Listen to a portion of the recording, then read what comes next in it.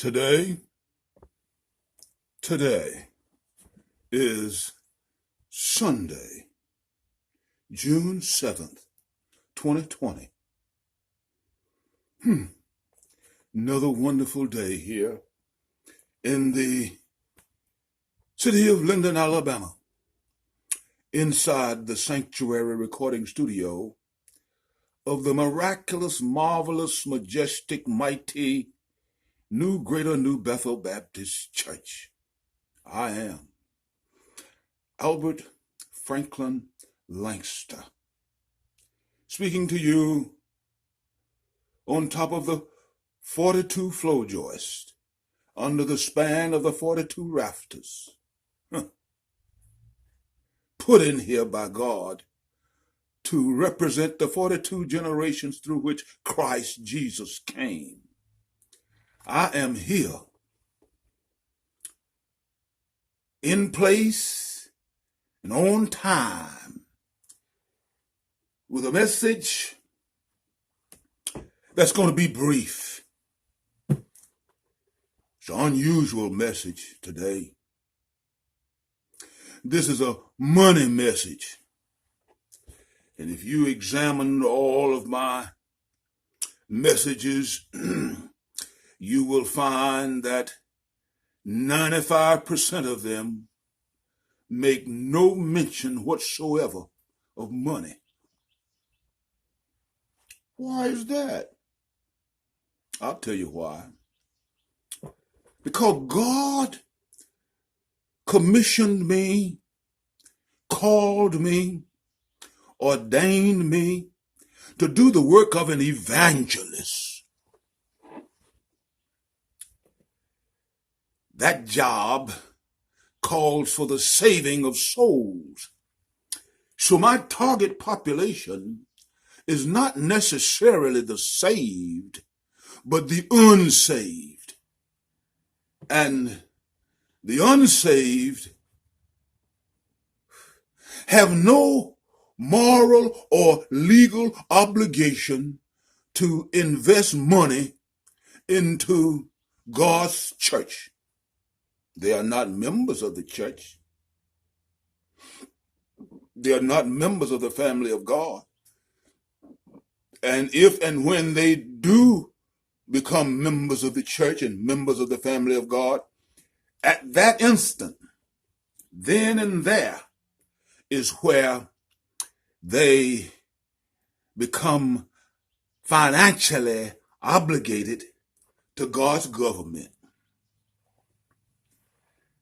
I always say that when your soul gets saved, your pocketbook gets saved, your wallet gets saved, your bank account gets saved, your money gets saved. Today, I'll take a text from Malachi. I know you church folks know it already. Malachi chapter 3, and I'm just going to begin reading here, verse number 8, where the question is raised, will a man rob God? That means, will a woman rob God as well? Will a person rob? Will anybody rob God? That's the question. Reading on, it says, yet ye have robbed me. God is speaking. And I will tell you this Malachi is the last book in the Old Testament. And heaven is getting ready to shut up for mankind. After Malachi, there was a period of 400 years where God's word was not sent to man.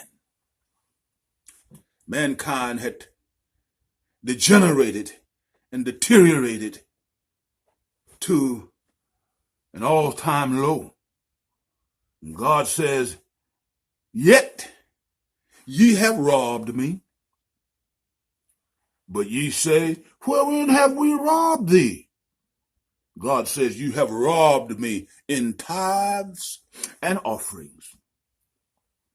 He goes on in verse number 9 to say, ye are cursed with a curse. Think about that. Ye are cursed with a curse, for you have robbed me, not just one or two, but even this whole nation, even Black America, whew, whole nation. God says in verse 10, now you need to bring the tithes, all the tithes, into the storehouse.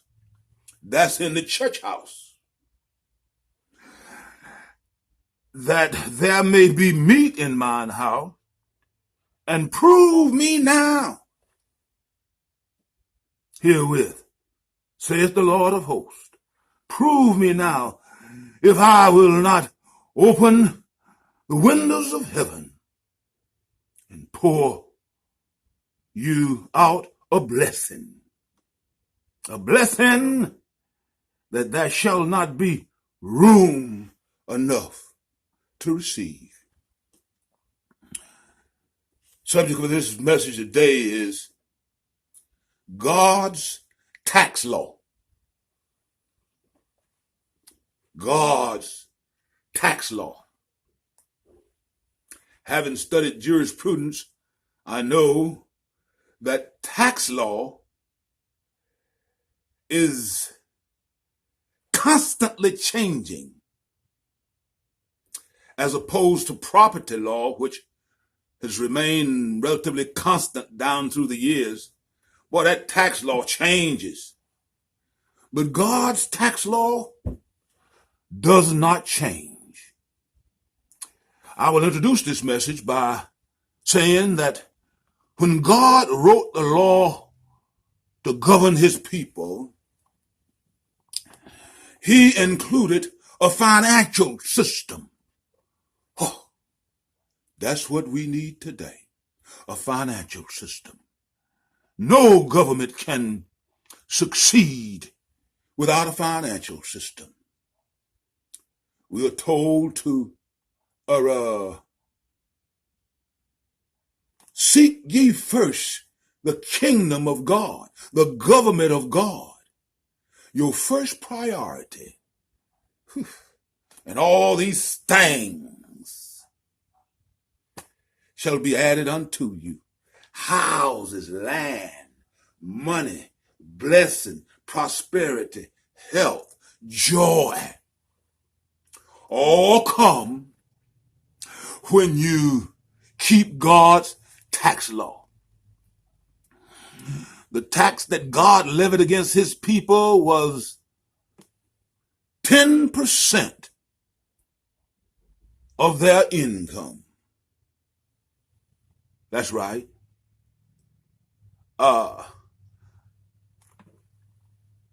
In those days,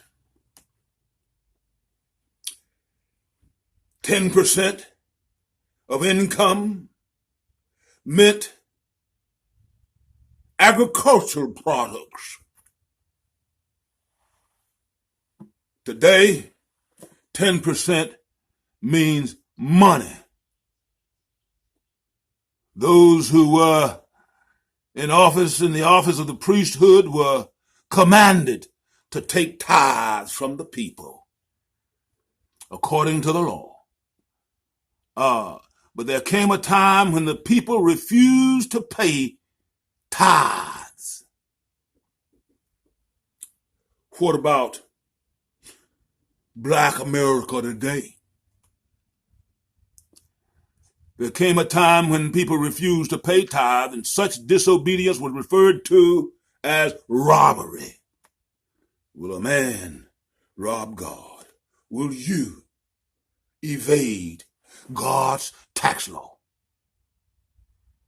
Will a man rob God? Following this question, God accused all of Israel of robbing him.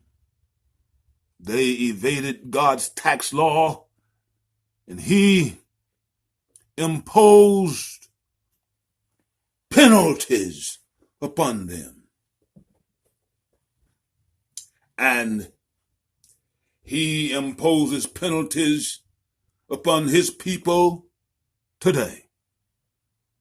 What is a tithe? Take the definitive approach. A tithe or tithes, Tithes, are 10% of one's income. Under the law, all people were required to pay 1/10 into the treasury of the Lord. And that law was fulfilled in Christ and in the church. The church became God's government on earth. The tithe, therefore, was used to carry out God's program. I never pushed tithing because my work is that of an evangelist. But I want to say something right here. You and I, all Christians everywhere, are under an obligation to carry the gospel of Jesus Christ to the Overhimba people in northeastern Namibia, Africa. If you're on social media, you have heard about the Greater New Bethel Namibia Gospel Crusade. People of Namibia, the Overhimba tribe, have in large part never so much as heard the name Jesus. I'm told that there's upwards of 10,000 of them who worship their dead ancestors, worship a God called Makuru. My friends, tithes are to be distinguished from free will offerings. Under the law, free will offerings were required of the people, plus the tithe. The offerings might be any amount, or the giver proposes in his heart to give. But the tithe is never considered an offering. Tithe is 10%. Greater New Bethel has an agent in Kitwe, Zambia by the name of Oswald Chowdhury. He has agreed with us to take the gospel to the Overhimba people. And I ask you, if you are saved, if you're a member, a family of God, if you're a member of the church, to help our brother get the gospel to the people in northeastern Namibia. Send money. God's government requires financing. And if you are unsaved, you keep your money.